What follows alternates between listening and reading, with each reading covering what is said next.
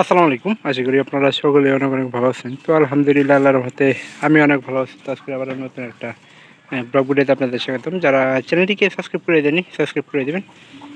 পাশে থাকা বেল আইকনটি অন করে দেবেন পরবর্তীতে আমার এই সকল নতুন নতুন ভিডিওগুলো পাওয়ার জন্য। তো আপনারা কেউ আমার এই ভিডিওগুলো মিস করবেন না, অবশ্যই সম্পূর্ণ ভিডিও দেখবেন, ভালো লাগবে। পরবর্তীতে এরকম নতুন নতুন ভিডিওর জন্য অপেক্ষা করবেন।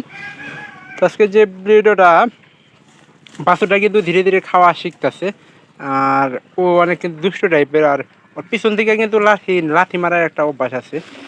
আর ভিডিওটা এই জন্যই করা যে আমাদের আসলে অনেক কষ্ট করে একটা মনের আশা পূর্ণ হয়েছে, কারণ আল্লাহ কাছে কোনো কিছু না চাইলে কিন্তু পাওয়া যায় না। তো এটা হলো সর্বমোট কথা, যে বাছুরটার জন্য আমরা ঘাস কাটা কিন্তু এই সময় কিন্তু ধান চাষ করা হইতেছে, যেহেতু বাছুর আর গরু ভালোভাবে খাইতে পারে, তো সেই জন্য আমরা মনে করেন যে ঘাস কাটা রেখে দিচ্ছি। আর গরুর একটা বিষয় হলো যে যেহেতু মনে করেন যে এখনকার কিন্তু আমাদের প্রায় মোটামুটি ভালো করে খের আছে ওই পাশে দেখেন, তাছাড়া আরও 15 করে খের আমরা এক জায়গায় রেখে দিছি এই গরুগুলার জন্য। তো বাছুরটা মনে করেন যে প্রায় এখনকার সব বাছুরের সাথে কিন্তু চলাফেরা কম বেশি করে।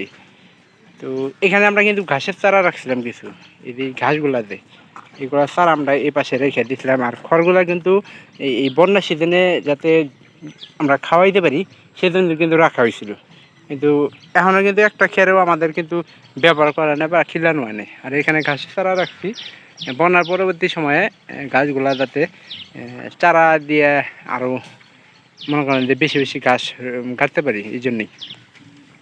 তো বর্তমানে পরিবেশে কিন্তু আমাদের এই যে গোড়াবাটটা, যেটা চারিবার বলি, যেখানে গরুরে খাওয়ানো হয়, এই জায়গাটা কিন্তু সবসময় পরিষ্কার পরিচ্ছন্নভাবে রাখার চেষ্টা করি, কারণ এই জায়গাতে পরিষ্কার রাখাইলে এই গরুর মনে করেন যে আসলে পরিষ্কার পরিচ্ছন্নতা মনে করেন যে সব কিছুর কিন্তু মূল্যে, কারণ এগুলারে যদি পরিষ্কার রাখার চেষ্টা করি তাহলে এগুলাও কিন্তু পরিষ্কার থাকবে, এবং কি মনে করেন যে সব কিছুতেই কিন্তু ভালো হবে।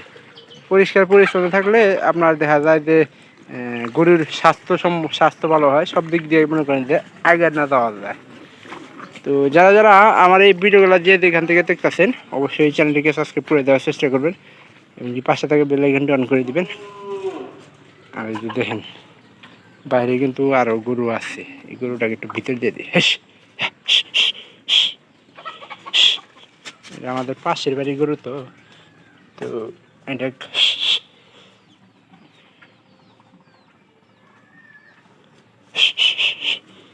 এখন ওই জায়গাতে গেলে আমাদের মনে করেন যে ঘাস টাস খাওয়ার চেষ্টা করবো, তো এই জন্য ভিতরে রেখে দিছি। আর আমাদের ঘাসগুলো যত তাড়াতাড়ি দ্রুত কাটার সম্ভব কাইটা মনে করেন যে পাড়ের ভিতরে নিয়ে যাবো। তো ইনশাল্লাহ ভালো থাকবেন সবাই, সবাইকে ধন্যবাদ। দেখা হবে আবার অন্য কোনো ভিডিওতে।